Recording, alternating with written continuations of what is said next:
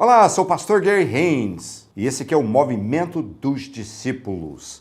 Nós estamos falando hoje sobre uma lição para a vida que vai mudar a sua vida para o melhor.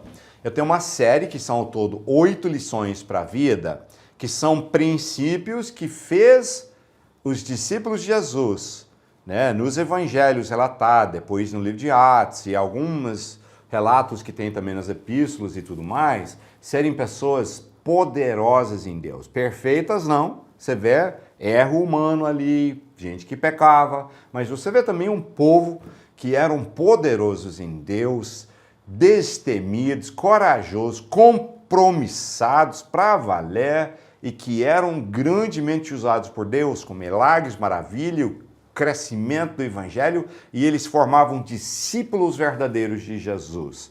Então, como ser assim?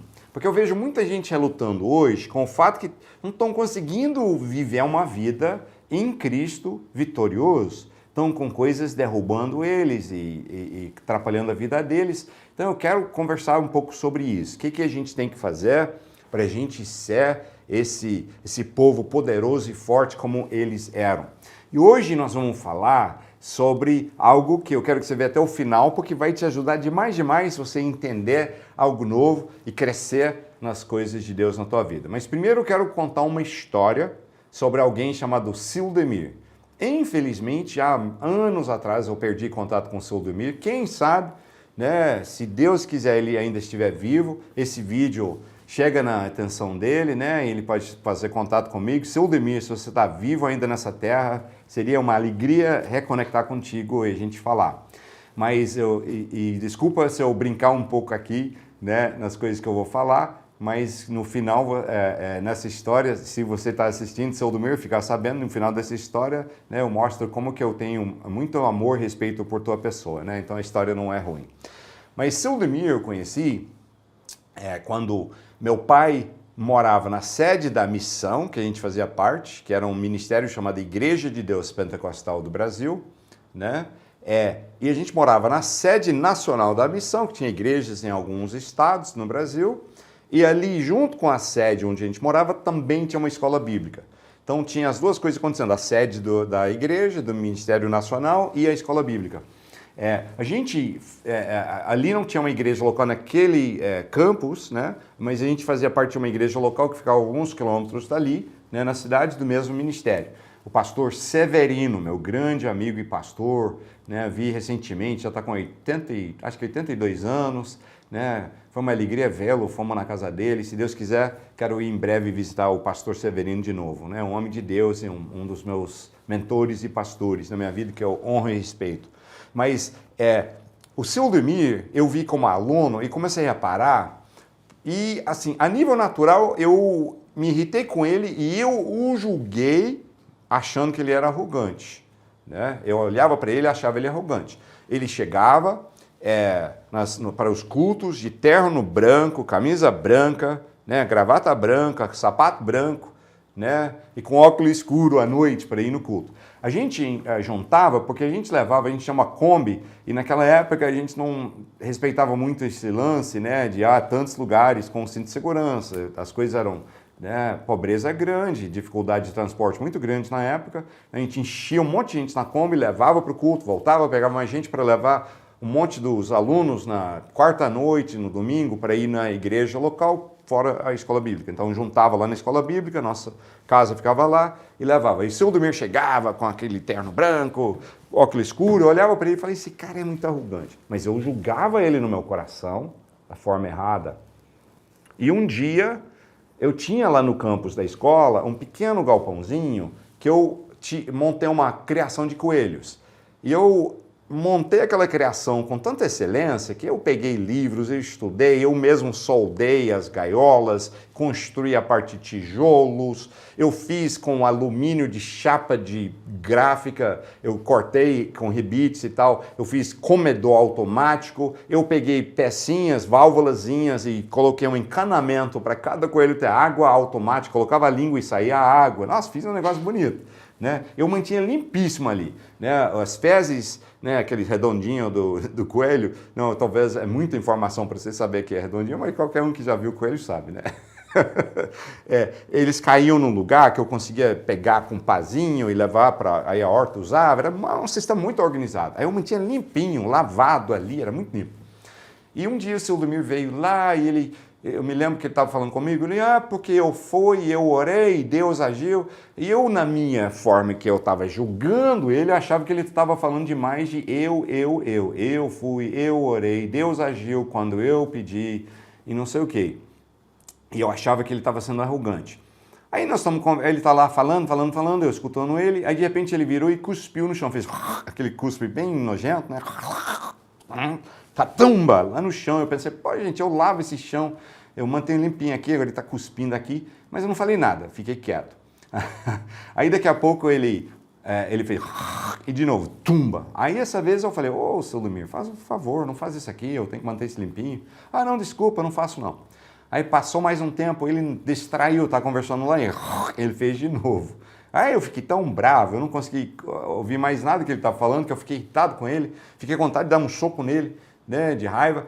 E ele terminou a conversa dele, virou, eu tenho que ir, tem não sei o quê, e foi embora.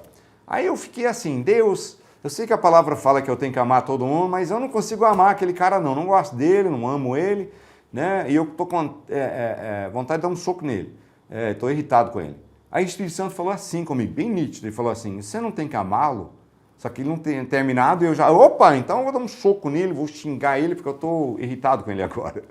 Mas o Espírito Santo falou o resto, ele falou, você não tem que amá-lo, você tem que deixar eu amá-lo através da sua vida.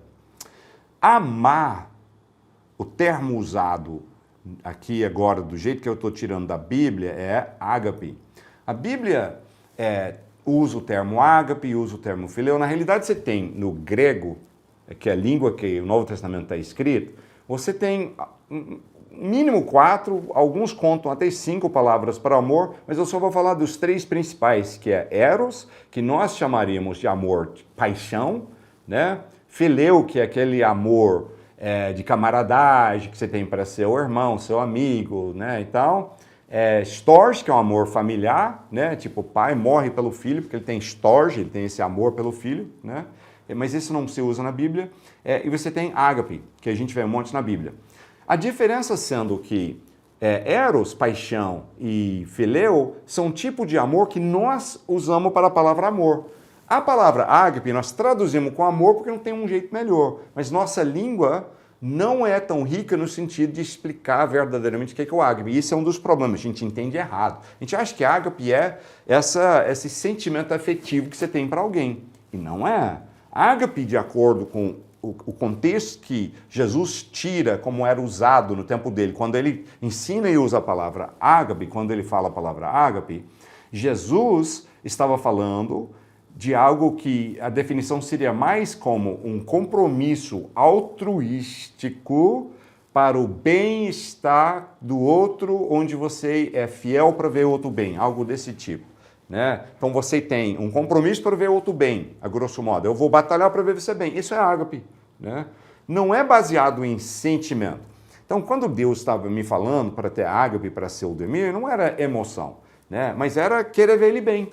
Aí Deus me chamou a atenção aquele dia que eu tinha irritado com o seu Domir e falou, você vai parar com isso, você vai parar de julgar ele e você vai fazer amizade com ele. Eu falei, eu não quero ser amigo dele. O Espírito Santo falou, você vai fazer. Você me obedece. Eu falei, tá bom. Aí eu comecei a procurar fazer amizade com o seu Domir. Comecei a ouvir ele mais, conversar com ele, chamei ele para a gente orar juntos, nós ficamos em oração, buscando a presença de Deus. O que eu descobri com o seu Domir? Quando ele orava falando, falava, né, muito assim, Deus me usou assim, eu orei, Deus agiu, e eu achava ele sendo arrogante, ele não usava o eu porque ele era arrogante, ele vinha de uma favela brava, era um cara criado com muita dificuldade e pobreza, então quando ele falava, Deus está me usando, era como se ele tivesse assustado, tipo, olha que Deus usa até um cara igual eu. Então não era arrogância, era, na realidade, muito mais para uma complexa inferioridade no coração dele do que arrogância. Aí ficava falando, Deus me usou, eu orei, Deus fez, porque ele ficava assim, não acredito que Deus responderia a um cara igual eu.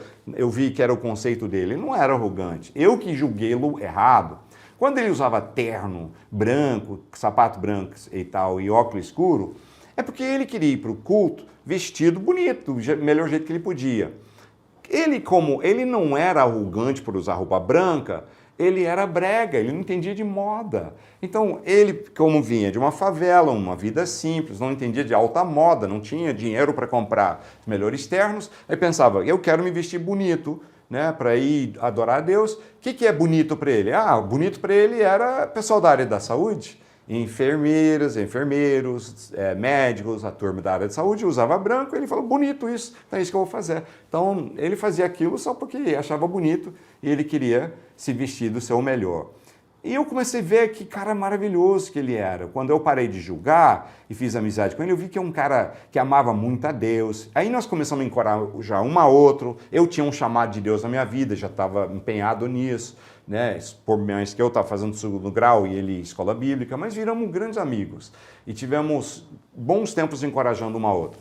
Última notícia que eu tive de Sildemir, anos atrás, como eu disse, perdi contato. Sildemir tinha voltado ao Rio de Janeiro e já tinha aberto mais de 10 igrejas, tinha ganhado muita gente para Jesus, né? Porque é um verdadeiro homem de Deus. Quem julgava ele errado era eu. E quando eu abri meu coração a parar de julgar e ter ágape verdadeiro, nasceu uma amizade que, assim, por mais que eu não tenha contato mais, mas a memória é algo que enriquece a minha vida, né? De um cara que me mostrou mais um pouco sobre como conhecer Cristo, porque Sildemir me mostrou isso. E eu teria perdido isso tudo se eu ficasse no meu julgamento particular e minha falta de ágape. Deus me ensinou algo ali, que é um princípio dele. Então vamos dar uma olhada. Na nova aliança, nós temos um novo mandamento que Jesus diz, que é João 13, 34, 35, diz aqui, ó. Um novo mandamento dou a vocês, amem-se uns aos outros. Como eu os amei, vocês devem amar-se uns aos outros. Com isso, todos saberão que vocês são meus discípulos. Preste atenção nessa palavra que ele enfatiza, que os outros vão saber que você é discípulo dele, né? Se vocês se amarem uns aos outros. E a palavra que ele usa aqui é ágape. Então, tem a ágape uns aos outros, né? Como eu tive ágape, vocês devem ter ágape entre vocês. E assim vai. Então, esse compromisso para ver a outra pessoa bem. Ágape verdadeiro. Você depois dá uma olhada em 1 Coríntios 13 e lá tem uma lista de atributos de ágape, que é muito rico. Você vai ver que muito pouco ali se fala em questões de coisas que são baseadas em sentimentalismo ou uma coisa efetiva. É mais sobre compromisso, comportamento de ter ágape com o outro e mostra ele várias formas que você expressa ágape um pelo outro. Você quer ser uma pessoa com uma vida rica? Tenha ágape. Você sabe o que é a beleza de parar de viver para si e de parar de ser egoísta e egocêntrico como somos sem Cristo?